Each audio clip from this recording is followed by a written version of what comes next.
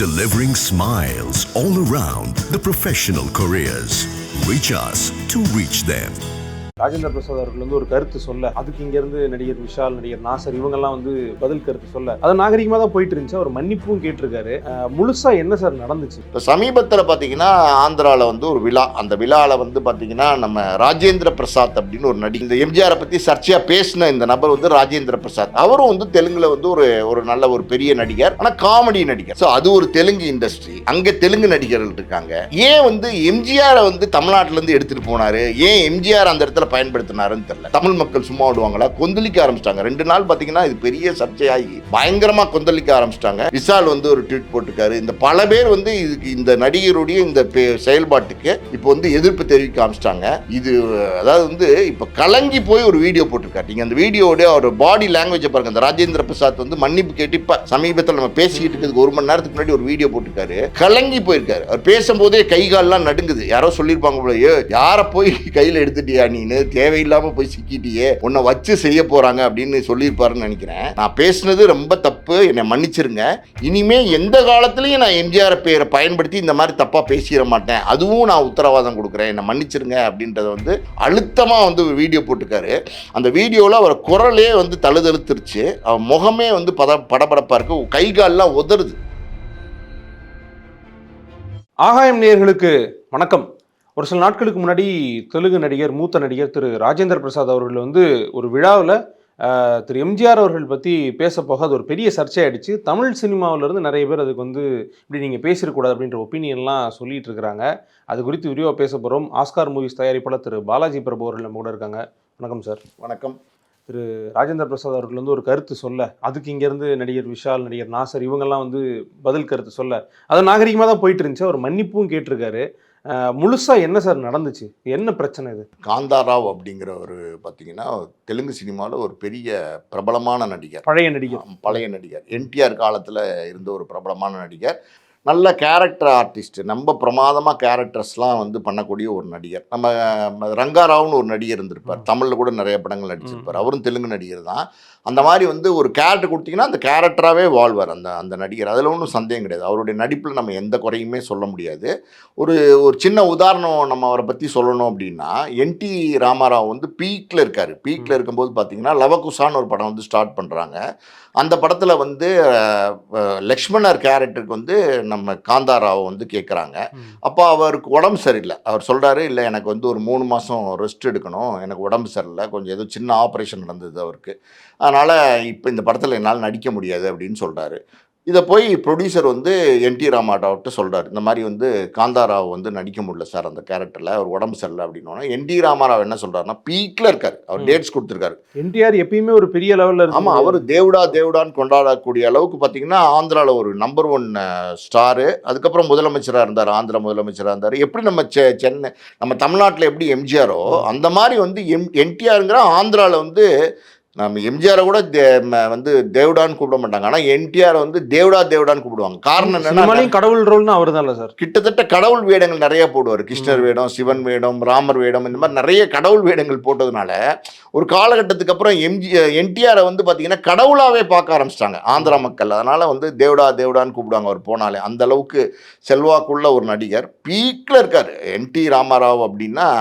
அதாவது Telugu industry number 1. தமிழில் எப்படி எம்ஜிஆரோ அதே மாதிரி தெலுங்குல. ஸோ அவர்கிட்ட போய் சொல்கிறாரு, இந்த மாதிரி 3 மாதத்துக்கு வர முடியாதுன்னு சொல்கிறார் சார், நம்ம வேறு யாராவது ஒரு ஆர்டிஸ்ட் போட்டுக்கலாமா அப்படின்னா, அவர் சொல்கிறாரு, நான் வந்து உங்களுக்கு வந்து தள்ளி வச்சுக்கிறேன் ஷூட்டிங்கை, நீங்கள் காந்தாராவ் எப்போ ரெடி ஆகிறாரோ அப்போ சொல்லுங்கள், அப்போ அந்த படத்தை ஸ்டார்ட் பண்ணலாம், அந்த லக்ஷ்மணர் கேரக்டர் லவகுசாலால் காந்தாராவ் தான் நடிக்கணும் அப்படின்னு சொல்கிறார். அந்த அளவுக்கு பார்த்தீங்கன்னா அந்த கேரக்டர் அவர் இல்லைன்னா வேற யார் நடித்தாலும் நல்லா வராது அப்படின்னு என்டிஆரே ஃபீல் பண்ணுறாரு. பிஸியாக இருக்கிற காலகட்டத்தில் பார்த்தீங்கன்னா என்டிஆரே பார்த்தீங்கன்னா 3 மாதம் வந்து அவரோட ஷெட்யூலை பிரேக் பண்ணி வேற படத்துக்கு டேட்ஸ் கொடுத்துட்டு இந்த படத்துக்கு தள்ளி தேதி கொடுத்து அவருக்காண்டி வெயிட் பண்ணி நடிக்கிறார். நிறைய படங்களில் நீங்கள் பார்த்தீங்கன்னா தெலுங்கு படங்களில் நாரதர் வேடம் போட்டிருப்பார் இந்த காந்தாராவுங்கிறவர். நல்ல பிரமாதமான ஆர்டிஸ்ட்டு, வெசர்டைல் ஆர்டிஸ்ட்டு, அதில் எந்த சந்தேகமும் கிடையாது. இப்போ சமீபத்தில் பார்த்தீங்கன்னா ஆந்திராவில் வந்து ஒரு விழா, அந்த விழாவில் வந்து பார்த்தீங்கன்னா நம்ம ராஜேந்திர பிரசாத் அப்படின்னு ஒரு நடிகர். அவர் பேசிட்டு இருக்கவர்.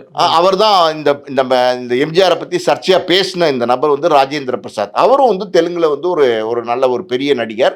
ஆனா காமெடி நடிகர். நம்ம தமிழ்ல பாண்டியராஜன்லாம் எப்படி காமெடி படங்கள் நடிச்சாங்க, ஹீரோவா நிறைய படங்கள் நடிச்சாங்கல்ல, கோபாலா அந்த மாதிரிலாம் நடிச்சாங்கல்ல, அந்த மாதிரி வந்து ஒரு பேட்டர்னா காமெடி படங்கள் நடிக்கக்கூடிய ஒரு நடிகர் தான் இந்த ராஜேந்திர பிரசாத்.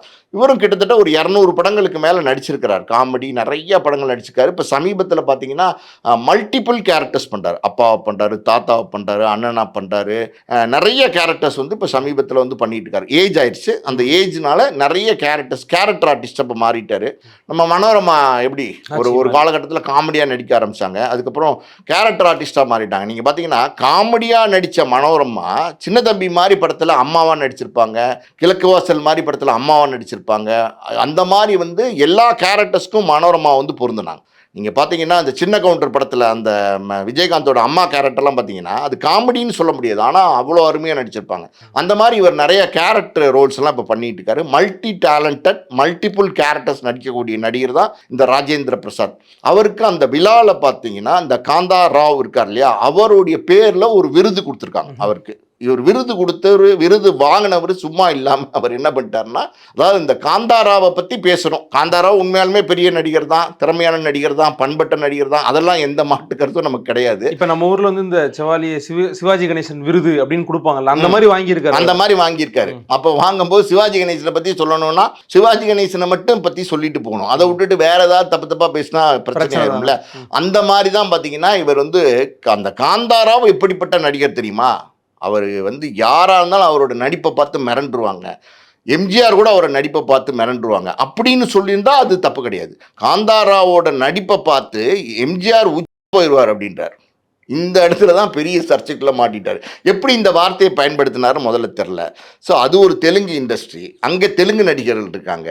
ஏன் வந்து எம்ஜிஆரை வந்து தமிழ்நாட்டிலேருந்து எடுத்துகிட்டு போனார், ஏன் எம்ஜிஆர் அந்த இடத்துல பயன்படுத்தினாருன்னு தெரில. இப்போ அதாவது எம்ஜிஆர் தமிழ்நாட்டை பொறுத்த வரைக்கும் மிகப்பெரிய ஒரு ஆளுமையான ஒரு நடிகர். அதாவது இன்னைக்கு கிட்டத்தட்ட 40 வருஷம் ஆச்சு அவர் இறந்ததுக்கு அப்புறமும் உயிரோடு இருக்கிறார். அதான் வாழ்ந்துட்டு இருக்கிறார். அவர் இறந்து போயிட்டாரா அப்படின்னா இன்னைக்கு ஒவ்வொரு மனுஷனும் ஒவ்வொரு தமிழ் மக்களுடைய இதயத்தில் வந்து எம்ஜிஆர் வாழ்ந்துட்டு இருக்காரு. இதுதான் உண்மை.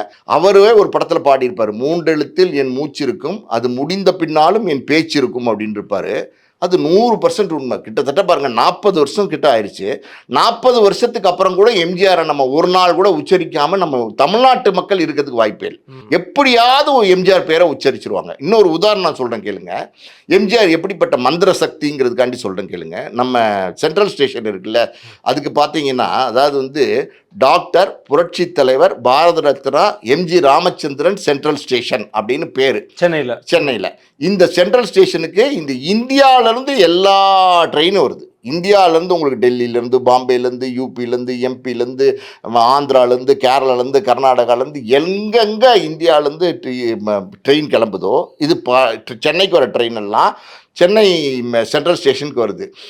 எல்லா இடத்துலையும் ஒவ்வொரு இடத்துலையும் நான் ஒரு உதாரணத்துக்கு வச்சுக்கோங்களேன், ஆந்திராவில் விசாகப்பட்டினத்துலேருந்து ஒரு ட்ரெயின் கிளம்பி நம்ம சென்னை ஸ்டேஷனுக்கு வருதுன்னு வச்சுக்கோங்களேன். விசாகப்பட்டினத்தை சொல்லுவாங்க, விசாகப்பட்டினத்துலேருந்து ஹிந்தியில் சொல்கிறாங்கல்ல, ஸ்டேஷன்லேருந்து கிளம்பி சென்னை எம்ஜி ராமச்சந்திரன் சென்ட்ரல் ஸ்டேஷனுக்கு ட்ரெயின் போய் சேரும் இந்த நேரத்தில் அப்படின்னு விசாகப்பட்டினத்தில் மட்டுமா சொல்கிறாங்க. விசாகப்பட்டினத்தில் கிளம்புனா அடுத்து இந்த ட்ரெயின் இந்த ரூட்டில் போகுது சொல்லிகிட்டே இருக்காங்க. இதே மாதிரி இந்தியாவிலேருந்து வர எல்லா ட்ரெயினுமே வந்து வருது. அப்படின்னா குறைஞ்சது ஒரு 1000 தடவையாவது எம்ஜிஆர் பேரை இன்னைக்கும் உச்சரிச்சுட்டு, அதுவும் மற்ற மாநிலங்களில் இந்தியா பூரா நீங்கள் பாருங்கள். இந்த மாதிரி ஒரு மேஜிக் எங்கேயா நடக்குமா? 1000 நான் சொல்கிறது குறைஞ்சது எல்லா ட்ரெயினும் இதே மாதிரி உச்சரிச்சா அப்படி ஆகும். நம்மளே வந்து குறைஞ்சது வந்து நியூஸ் பேப்பரில், ஊடகங்களில், நம்ம பேச்சில் வழக்கில் எம்ஜிஆரை தவிர்த்துட்டு பேசவே மாட்டேங்கிறோம். அப்படி தான் இன்னைக்கு வரைக்கும் எம்ஜிஆர் இருந்துட்டு இருக்காரு. வாழும் தெய்வமாக எம்ஜிஆர் இருந்துட்டு இருக்காரு.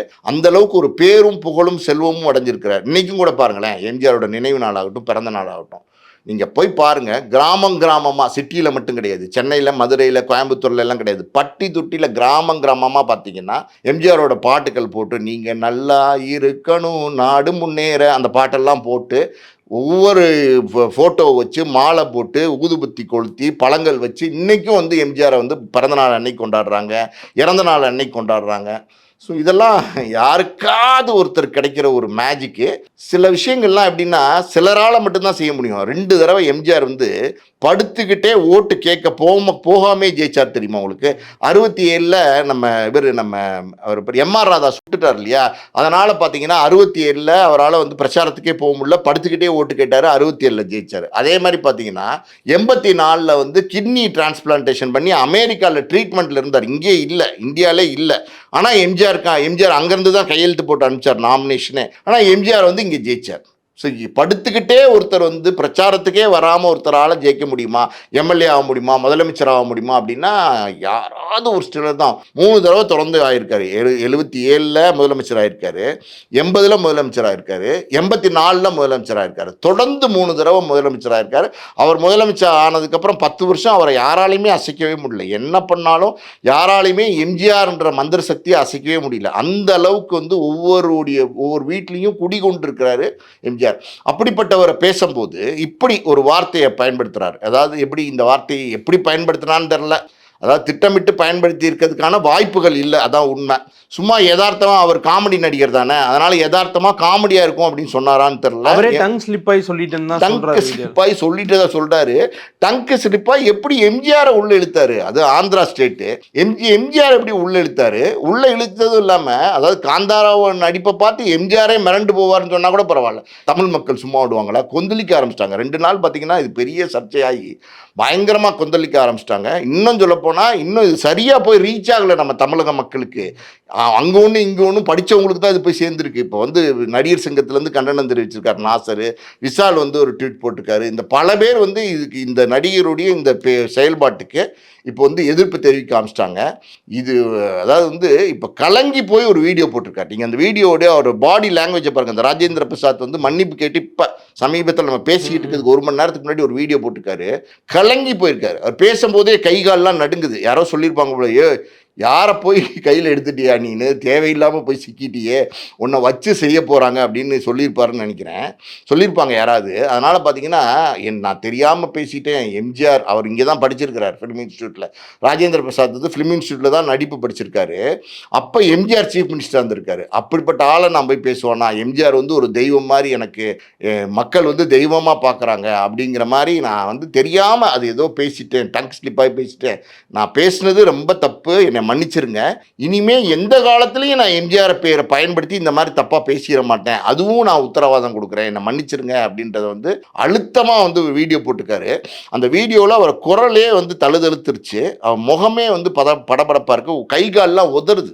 பாடி லாங்குவேஜ் பார்த்தீங்கன்னா நேத்திக்கு பேசினதுக்கும் தப்பாக பேசினா நம்ம சொல்ல முடியாது, ஆங்காரமாக பேசிட்டாருன்னு சொல்ல முடியாது. எப்படி பேசிட்டாருங்கிறது தான் இங்கே பிரச்சனை. பேசுறது தப்பு தான். அதனால் நல்ல வேளை நம்ம எம்ஜிஆர் பக்கத்து ஸ்டேட்டாக இருக்கிறதுனால இந்த ஸ்டேட்டுக்கு இன்னும் வந்து அந்த செய்திகள் பெருசாக பரவாதனால அவர் தப்பிச்சுட்டு இருக்காரு. ஆல்ரெடி அவருக்கு ஏகப்பட்ட மிரட்டல்கள் போயிருக்குன்னு நினைக்கிறேன். நிச்சயமாக எம்ஜிஆருடைய அபிமானிகள்னு ஒருத்தவங்க இருக்காங்கல்ல, ஒரு பெரிய குரூப் இருக்காங்கங்க. அப்படிப்பட்ட வாழ்ந்த ஒரு வள்ளல்னு சொல்லலாம் எம்ஜிஆரை வந்து. 2-3 உதாரணம் சொல்கிறேன் கேளுங்க. எம்ஜிஆருக்கு வந்து ஒரு கல்யாண பத்திரிக்கை ஒன்று போகுது. அதில் வந்து எம்ஜி ராமச்சந்திரன் தமிழக முதலமைச்சர் மட்டும்தான் போட்டிருக்கு, அது வேற எதுவுமே போடல. அது வந்துடும், அந்த கவர் வந்து கல்யாண பத்திரிக்கை வந்திருக்கு. அது எம்ஜிஆர்கிட்ட போய் காமிச்சிருக்காங்க, இந்த மாதிரி ஒரு கல்யாண பத்திரிக்கை வந்துடும். பிரித்து வெளியில் எடுத்திருக்காரு. கீழே வந்து ஒரு சின்ன துண்டு சீட்டு வந்து டப்புன்னு கீழே விழுந்திருக்கு. பத்திரிக்கை இப்படி பிரிக்கும் போது, அந்த காலத்தில் சின்னதாக பத்திரிக்கை அடிப்பாங்கல்ல, இப்படி பிரிக்கும் போது கீழே சின்ன துண்டு போய் விழுந்திருக்கு. கீழே குனிஞ்சு என்னன்னு எடுத்து பார்த்துருக்காரு. அதாவது குலதெய்வத்துக்கு முதல் பத்திரிக்கை அப்படின்னு மட்டும் ஒரு சின்ன சீட்டு வந்து எழுதி அதுக்குள்ளே இருக்குது. அது ஒருத்தர் உண்மையாலுமே எம்ஜிஆரை குலதெய்வமாக நினச்சி முதல் பத்திரிக்கை, மகளோட கல்யாணம் இங்கே தான் சென்னையில் தான் நடந்திருக்கு, இந்த சாமியார் மடத்தில். அது முதல் பத்திரிக்கை வந்து எம்ஜிஆருக்கு அனுப்பணும், எப்படி கொடுக்குறதுன்னு தெரில, போஸ்ட் பண்ணுவோன்னு சொல்லிட்டு அப்படி போஸ்ட் பண்ணியிருக்கார் சென்டிமெண்ட். அதை பார்த்துட்டு உடனே எம்ஜிஆர் வந்து அதிகாரிகிட்ட கூப்பிட்டு, இந்த கல்யாணத்துக்கு நம்ம போகிறோம், என்னன்னு விசாரி, வரோங்கிறது தெரியக்கூடாதுன்னு சொல்லி சர்ப்ரைஸாக போய் இறங்கி அந்த அந்த அந்த அந்த தொழிலாளி, அவர் யாரோ ஒரு கூலி தொழிலாளி, அவரை கட்டி பிடிச்சி அவரோட மகளுக்கு தாலி இவரே வாங்கிட்டு போய் கொடுத்து கல்யாணம் பண்ணி வச்சு வந்துட்டு வந்தார். இந்த மாதிரி ஒரு வள்ளல். அதே மாதிரி பார்த்தீங்கன்னா பெருமாள்னு ஒரு ரிக்ஷாக்காரர், அவர் வந்து பார்த்தீங்கன்னா இந்த மவுண்ட் ரோடு, இந்த சைதாப்பேட்டை, சிந்தார்பேட்டை இந்த ஏரியாலலாம் வண்டி ஓட்டிகிட்டு இருக்காரு அந்த காலத்தில். அவரெல்லாம் இவங்கெல்லாம் எப்படின்னா எம்ஜிஆர் வீட்டுக்கு ராமவர தோட்டத்துக்கு போய் சும்மா கையை கட்டி இப்படி நின்னா, பெருமாள் என்ன என்ன வந்திருக்க, வா வா வா, என்ன வேணும் உனக்கு அப்படின்னு கேட்பான். பேர் வரைக்கும் தெரியும், பேர் வரைக்கும் தெரியும். என்ன வேணுங்க உனக்கு, வா அப்படின்னு கூப்பிடுவாராம். இல்லை ஐயா சார், ஐயா உங்களை பார்த்ததே போதும், அண்ணன் உங்களை பார்த்ததே போதும் அப்படின்னு சொன்னோன்னே, எப்போ கேட்டாலும் என்னை பார்த்ததே போதுங்கிற, உனக்கு எதாவது வேணுமா சொல்லு, எப்போ வேணாலும் வந்து நிற்கிறேன், ஏதாவது வேணுமா, எத்தனையோ பேருக்கு என்னென்னமோ செஞ்சுக்கிட்டு இருக்கேன், உனக்கு என்ன வேணும்னு சொல்லு, நான் தரேன்னு சொல்லுவாராம் எம்ஜிஆர் அவர்கிட்ட. அப்போ இவர் சொல்லியிருக்காரு, இல்லை எனக்கு எதுவுமே வேணாம், உங்களை பார்த்ததே போதும் அப்படின்னு சொல்லியிருக்காரு. அப்படிப்பட்ட நபர் அவர். பார்த்தீங்கன்னா நம்ம மவுண்ட் ரோட் பிலால் ஹோட்டல் இருக்குல்ல, அப்பயும் பிலால் ஹோட்டல் தான் இருந்திருக்கு. அந்த பழைய, இது புதுசு, பழைய பிலால் ஹோட்டல் ஒன்று இருந்துச்சு. வாசலில் பீடா கடை போட்டிருப்பாராம் ஒரு மார்வாடி. அவர் வந்து நார்த் இந்தியன், அவர் வந்து பீடா கடை போட்டிருக்காரு. அவருக்கு வந்து போலீஸ் வந்து ரெகுலராக போய் மாமூல் கேட்குறது, சும்மா போகிறது, ஒரு பீடா கேட்குறது, ஒரு மாமூல் கேட்குறது, 10 ரூபா கேட்குறது, 4 ரூபா கேட்குறது, அந்த காலத்தில் 5 ரூபா கேட்குறது, இப்படி வந்து தொடர்ந்து தொந்தரவு பண்ணிகிட்டே இருந்திருக்காங்க. இந்த ரிக்ஷாக்காரும் இந்த பீடாக்காரும் ஃப்ரெண்டு. டெய்லி ரிக்ஷாக்கார் வந்து இப்படி இந்த இந்த சிந்தார்பேட்டைன்னு சொல்லுவாங்கள்ல, அப்படியே இந்த சித்ரா தேட்டர் வழியெல்லாம் ரிக்ஷா ஓட்டிட்டு இங்கே வந்து ஒரு பீடா போட்டு கொஞ்சம் நேரம் பேசிகிட்டு இருந்து தான் நைட்டில் கிளம்பி போவாராம். அப்படி பேசிகிட்டு இருக்கும்போது பார்த்தீங்கன்னா அவர் சொல்லியிருக்காரு, தொழிலே விட்டு போயிடலான்னு நினைக்கிறேன் நான் பெருமாள் அப்படின்ட்டு இருக்காரு. என்ன பிரச்சனை அப்படின்னோடனே, டெய்லி வராங்க மாமூல் கேட்குறாங்க, ஒரு ஆள் வந்து கேட்டால் பரவாயில்ல, வரவும் போகிறவங்க எல்லாம் வந்து மாமல் கேட்குறான், 2 ரூபா, 1 ரூபா, 4 ரூபா. நான் சொல்லுது அந்த காலத்தில் 1 ரூபா 2 ரூபா அப்படி கொடுத்துட்டே இருக்க வேண்டியிருக்கு. இப்போ எம்ஜிஆர் சீஃப் மினிஸ்டராக இருக்காரு. சரி ஒன்றும் கவலைப்படாத, நான் அதை சரி பண்ணுறேன்னு சொல்லிட்டு நேராக எம்ஜிஆர்கிட்ட போயிருக்காரு, முதலமைச்சர்கிட்டே போயிருக்காரு. ஏன்னா இவர் தான் தெரியுமே, பெருமாள் வா என்ன அப்படின்னு கேட்பார்ல. கேட்டோன்னே என்ன எப்போ கேட்டாலும் எது வேணாங்கிற அப்படின்னு சொல்லுவார்ல, இவர் போயிருக்காரு. போயிட்டு, ஐயா எனக்கு ஒரு உதவி வேணும் உங்ககிட்ட அப்படின்னு. தனக்காக கூட கேட்டுக்கலாம், தனக்காண்டி கேட்கல, எனக்கு ஒரு உதவி வேணும் உங்ககிட்ட அப்படின்னு இருக்காரு. எம்ஜிஆரே ஷாக் ஆகிருக்காரு. என்ன பெருமாள், எந்த உதவியுமே கேட்க மாட்டேன், என்ன திடீர்னு எந்த உதவி கேட்டிருக்க, என்ன உதவின்னு சொல்லு, என்ன உதவினாலும் செய்கிற சொல்லு அப்படின்னு சொல்லியிருக்காரு. இல்லை எனக்கு இந்த உதவி இல்லை, இந்த மாதிரி ஒரு பீடா கடைக்காரரு டெய்லி மாமூல் கேட்குறாங்களா, ரொம்ப சிரமமாக இருக்கான், அவர் பாவம் அதை வச்சு தான் பொழப்பே நடத்துகிறாரு, நார்த் இந்தியாவிலேருந்து வந்து குடும்பத்தோடு இருக்கார், அவர் கஷ்டப்படுறாரு, என்னுடைய கூட்டாளி நீங்கள் தான் ஏதாவது பண்ணணும் அப்படின்னோடனே, அவ்வளோதான் நான் விடு பார்த்துக்கிறேன் இப்போது அப்படின்னு சொல்லிட்டு அடுத்த நாள் செக்ரட்டரியேட் வந்து வண்டி கிளம்பியிருக்கு. நேரம் எப்படின்னா ராதாகிருஷ்ணன் ரோடு இருக்குல்ல, செக்ரட்டரியிலேருந்து ஸ்ட்ரெயிட்டாக பீச் வழியே கார் வந்து ராதாகிருஷ்ணன் ரோடில் காந்தி சிலைக்கு முன்னாடி ரைட் எடுப்பாங்க. காந்தி சிலை இருக்குல்ல, அதுக்கு முன்னாடி ரைட் எடுத்து அப்படியே போயிடுவாங்க. அப்போ எம்ஜிஆர் டி நகரில் ஒரு வீடு இருந்துச்சு, அப்புறம் ராமாவரத்துலேயே இருந்துச்சு. அப்படி போகும்போது பார்த்தீங்கன்னா அன்னைக்கு கரெக்டாக பார்த்தீங்கன்னா காரில் ஏறினோடனே மவுண்ட் ரோடு ரைட் கட் பண்ணு அப்படின்ட்டாராம். மவுண்ட் ரோடு வழி இங்கே ரைட் இருக்குல்ல, கலைவாணரங்க வழியா வருதுல்ல, பிலால ஓட்டுன ரோடு வருதுல்ல, கலைவாணரங்க ரோடு, அந்த ரைட் எடுங்க அப்படின்ட்டு இருக்காரு. எல்லாம் ஷாக் ஆயிருக்காங்க, ஐயா அப்படின்னு இருக்காங்க. அதில் போ இப்போ சொல்லணும், இந்த சேப்பாக் ஸ்டேடியம் வழியா கரெக்டாக சேப்பாக் ஸ்டேடியம் வழியா வந்தால் நேராக பிலால் ஹோட்டல் வந்து கனெக்ட் ஆகும்ல, போ அப்படின்ட்டு இருக்காரு. நேராக பிலால் ஹோட்டல் வரல, சைரன் போட்டு வருது கார், பேம் சீஃப் மினிஸ்டர் போகிறாரு. பிலால் ஹோட்டல் கிட்ட வரும்போது பார்த்தீங்கன்னா ஸ்லோ பண்ணு அப்படின்ட்டு இருக்காரு. ஸ்லோ பண்ணியிருக்காங்க வண்டி. என்னடா சீஃப் மினிஸ்டர் ஸ்லோ பண்ண சொல்கிறாரு, என்ன திடீர்னு ஒன்றுமே யாருக்குமே ஒன்றும் புரியல. டக்குன்னு பார்த்தீங்கன்னா வண்டி எல்லாம் அப்படியே எஸ்கார்ட் வண்டி நின்றுருக்கு, வண்டியை திறந்துருக்காரு, இறங்கியிருக்காரு. பின்னாடியே அவருடைய பாதுகாவலர்லாம் ஓடி போயிருக்காங்க. ஐயா எங்கேயா போகிறீங்க அப்படின்னா, பீடா கடைக்கு போகிறேன் அப்படின்ட்டு இருக்காரு. நாங்கள் வாங்கிட்டு வந்துடுறேன், என் நண்பன் போயிட்டு சாப்பிட்டு வரேன் அப்படின்னு சொல்லிட்டு, நேரம் ஒரு பீடா கொடு அப்படின்ட்டு இருக்காரு. என்ன பீடா இருக்குது, இந்த பீடா கொடு அப்படின்னு சொல்லி வாங்கிட்டு போட்டுட்டு, பீடா போடுற பழக்கம் இல்லை இருந்தாலும் அவருக்காண்டி பீடா வாங்கி போட்டு காரில் வந்து மறுபடியும் ஏறிட்டு கிளம்பியிருக்காரு. அடுத்த நாள் வந்து ஒருத்தர் கூட போடையாம்.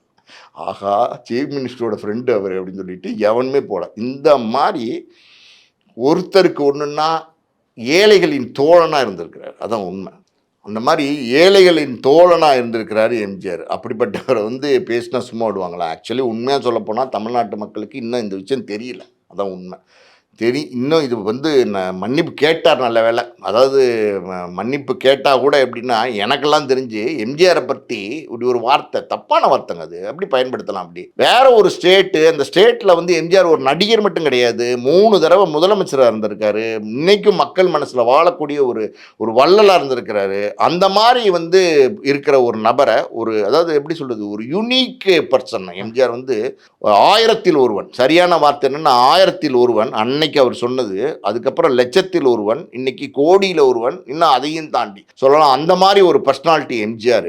அவரை போய் வந்து இப்படி பேசியிருக்காரு, மன்னிப்பு கேட்டார். இருந்தால் கூட என் மனசுலாம் ஆற மாட்டேங்குது. உண்மையிலுமே நான் எம்ஜிஆர் ரசிகன். அந்த 86 நான்லாம் பார்த்தீங்கன்னா எம்ஜிஆரை வந்து ஏகப்பட்ட தடவை நேராக பார்த்துருக்கேன். எம்ஜிஆர் கலந்துக்கிற எந்த விழாவாக இருந்தாலும் போய் அப்படியே எட்டி நின்று வேடிக்கை பார்ப்பேன். எனக்கு அப்போ ஒரு 14-15 வயசு தான் இருக்கும். அப்படியே கீழே நின்று வேடிக்கை எப்படியாவது அப்படி பார்த்துக்கிட்டே இருப்பேன். அந்த மேடையில் எம்ஜிஆர் இருந்தாருன்னா எம்ஜிஆரே பார்த்துட்டு இருப்பேன், வச்சக்கண்ணு வாங்காமல். எனக்கு தெரிஞ்சு நல்லா ஞாபகம் இருக்குது, ஜல்லிக்கட்டு அது சத்யராஜ் சிவாஜி நடித்தாங்க இல்லையா, அந்த படத்தினுடைய 100வது நாள் விழாக்கு வந்து எங்கே நடந்துச்சுன்னு தெரில, மறந்துடுச்சு. அப்பா கூட்டிகிட்டு போயிருந்தாரு. அந்த விழாவில் நான் பார்த்தேன் எம்ஜிஆர், அப்படியே பார்த்துட்டே இருந்தேன். அந்த விழா நடந்து ஒரு 2-3 நாளே எம்ஜிஆர் கொலாப்ஸ் ஆகி இறந்து போயிட்டார். அப்போ அந்த சிவாஜி சாருக்கு அந்த விழாவில் எம்ஜிஆர் வந்திருக்காங்க. எம்ஜிஆர் வந்திருக்காரு. ஜல்லிக்கட்டு அந்த 100வது நாள் விழாவில் அவர் தான் தலைமையை ஏற்று ஷீல்டு கொடுப்பாரு எல்லாருக்கும். நான் பார்த்துட்டே இருந்தேன். எனக்கு தெரிஞ்சு அது வந்து ஒரு 4 நாள்லேயோ 5 நாள்லேயோ இறந்து போயிட்டார் அந்த விழா முடிஞ்ச உடனே. அந்த மாதிரி ஒரு மகா அட்ராக்ஷன் உள்ள, இன்றைக்கும் நினச்சா ஈர்க்கிற ஒரு தன்மை உடையவர் தான் எம்ஜிஆர். நியாயமாக பார்த்தீங்கன்னா இந்த ராஜேந்திர பிரசாத்துங்கிறவர் தமிழ்நாட்டுக்கு வந்து தமிழ்நாட்டு மக்கள் முன்னாடி தமிழ்நாட்டு மண்ணில் கீழே உளுந்து மன்னிச்சிருங்க நான் தெரியாமல் பேசிட்டேன் அப்படின்னு கதறி மன்னிப்பு கேட்கணும். அதுதான் நியாயம். ஆனால் ஒரு மனுஷன் மன்னிப்பு கேட்டான் அப்படின்னோன்னா அதுக்கு மேலே வந்து பேசுகிறது சரியாக இருக்காது, நியாயமாக இருக்காது, தர்மமாக இருக்காது. அவரை மாதிரி நம்ம நடந்துக்கூடாது. அதனால் இதை அப்படியே மன்னித்து கடந்து விட்டுருவோம். Okay sir. ஆந்திரா தெலுங்கு இண்டஸ்ட்ரியில் இருக்கட்டும், எக்கச்சக்கமான லெஜண்ட்ஸ் இருக்காங்க. இப்போ நீங்களே வந்து என்டிஆர் சாரை பற்றி சொன்னீங்க. அவரை பற்றி பேசினாலும் இப்போ நம்ம பேசுகிற மாதிரி 1 hour 2 hour பேசலாம். அவ்வளோ பெரிய லெஜெண்டு. அக்கம்பக்கத்து மாநிலத்தில் இருக்கக்கூடிய எல்லா பெரிய மனிதர்களையும் மதிப்போம். அதுதான் நமக்கு கரெக்டாக இருக்கணும் சார். உங்களுடைய நேரத்துக்கும் கருத்துக்களுக்கும் ரொம்ப நன்றி சார். நன்றி. Delivering smiles all around, the professional careers. Reach us to reach them.